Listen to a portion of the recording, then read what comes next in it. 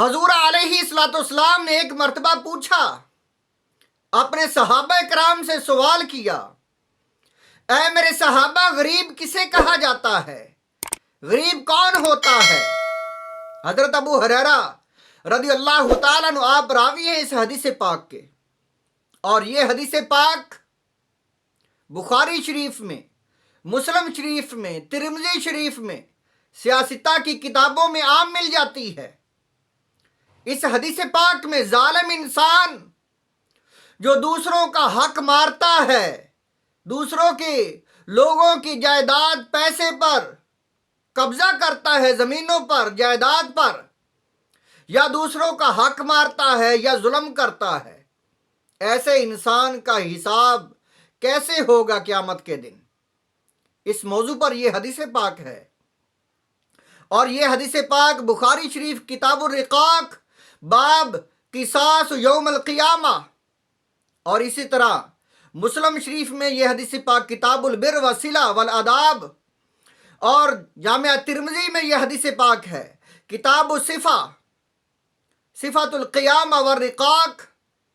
بخاری شریف میں یہ حدیث پاک 6169 نمبر حدیث ہے، اور مسلم شریف میں یہ حدیث پاک 2581 نمبر، اور ترمذی شریف میں یہ حدیث پاک 2418 نمبر یہ حدیث پاک ہے۔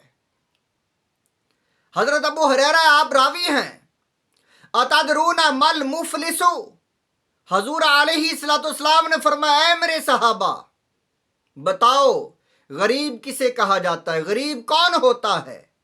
قال المفلس فینا من لا درہم ولا درہم لہ ولا متاع۔ صحابہ نے عرض کی، یا رسول اللہ، غریب وہ ہے جس کے پاس مال و متاع نہیں ہے، درہم و دینار نہیں ہے، پیسے نہیں ہیں، جس کے پاس مال و دولت نہیں ہے، وہ غریب ہے، وہ مفلس ہے۔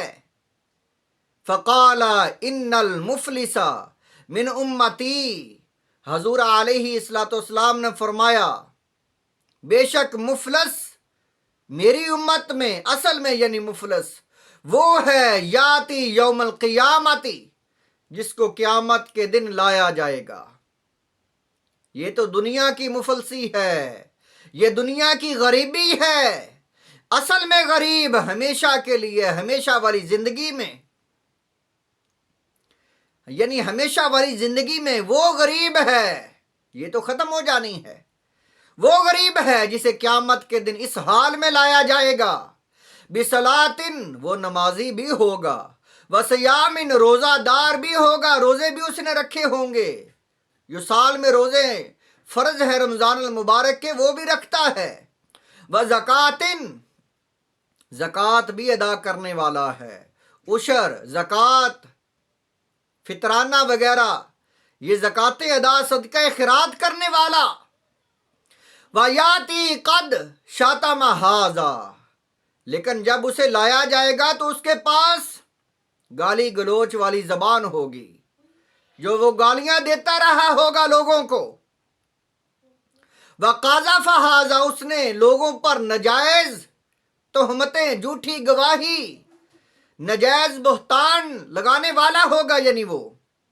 وَأَكَلَ مَالَ هَٰذَا، اس نے مال بھی لوگوں کا کھایا ہوگا، وَسَفَكَ دَمَ هَٰذَا، اس نے جو ہے خون بھی لوگوں کا بہایا ہوگا، وَضَرَبَ هَٰذَا، اس نے مارا پیٹا بھی ہوگا، ظلم و ستم بھی لوگوں پر کیے ہوں گے۔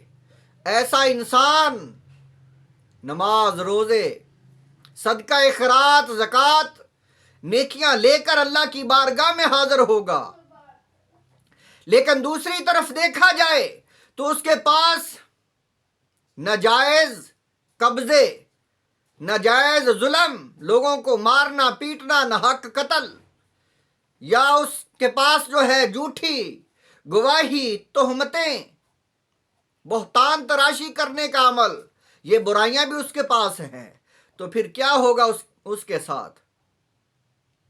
حضور علیہ الصلوۃ والسلام نے فرمایا، وَضَرَبَ هَٰذَا، جب مار پیٹ کو بھی دیکھا جائے گا کہ اعمال نامے میں یہ بھی لکھا ہوا، یہ مارتا رہا لوگوں کو، فَيُؤْتَى هَذَا مِنْ حَسَنَاتِهِ، تو یہ نیکیاں جو ہیں، نمازیں اس کے پاس، روزے، صدقہ خیرات، یہ نیکیاں دینی پڑیں گی۔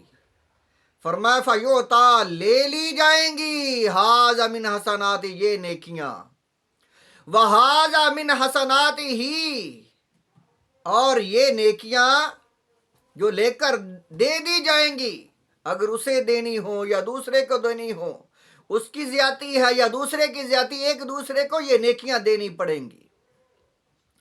فَإِنْ فَنِيَتْ حَسَنَاتُهُ قَبْلَ أَنْ يُقْضَى مَا عَلَيْهِ، اگر نیکیاں کسی کی ختم ہو جائیں اور حساب ابھی باقی ہے، گناہ ابھی اور بھی ہے، لوگوں کے ساتھ برا سلوک، بد سلوکی کی ہوئی ہے، اور نیکیاں ختم ہو گئی ہیں، تو پھر کیا ہوگا؟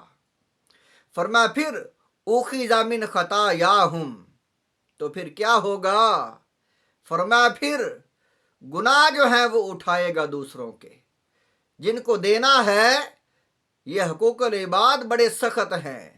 فرمایا پھر گناہ اللہ تعالیٰ فرمائے گا اس کے کھاتے میں ڈالو، اسے اٹھاؤ، یہ گناہ یہ اس کے کندھوں پر ڈال دو۔ فَطُرِحَتْ عَلَيْهِ، پھر اس پر ڈال دیے جائیں گے گناہ۔ ثُمَّ طُرِحَ فِي النَّارِ، پھر اسے دوزخ میں دھکیل دیا جائے گا۔ یہ ہے حساب قیامت کے دن حقوق العباد کا۔ اور اعلیٰ حضرت فرماتے ہیں فتاوی رضویہ میں، آپ فرماتے ہیں 3 پیسے کے عوض میں 700 باجماعت نماز دینی پڑیں گی۔ 700 باجماعت نماز وہ 3 پیسوں کے عوض میں دینی پڑیں گی۔ اللہ تعالی ہمیں حقوق العباد کی جو ہے وہ خیال رکھنے کی توفیق عطا فرمائے۔ اس حدیث کو مد نظر رکھتے ہوئے ہر ایک کے ساتھ حسن سلوک کریں۔ بخاری شریف کی جو حدیث ہے اس کے الفاظ یہ ہیں، بخاری شریف میں جو حدیث پاک ہے، حضور علیہ السلام نے فرمایا، حضور علیہ السلام آپ فرماتے ہیں، فرمایا کہ اپنے مسلمان بھائی سے فَلْيَتَحَلَّلْهُ مِنْهَا، گناہوں کی معافی مانگ لو، جو ظلم و ستم کیا ہے، جو کسی کے ساتھ زیادتی کی ہے، وہ معاف کرا لو قیامت کے دن۔ فرمایا پھر فَإِنَّهُ لَيْسَ ثُمَّ دِنَارٌ وَلَا دِرْهَمٌ، اس وقت یہ درہم و دینار نہیں ہوں گے آپ کے پاس قیامت کے دن۔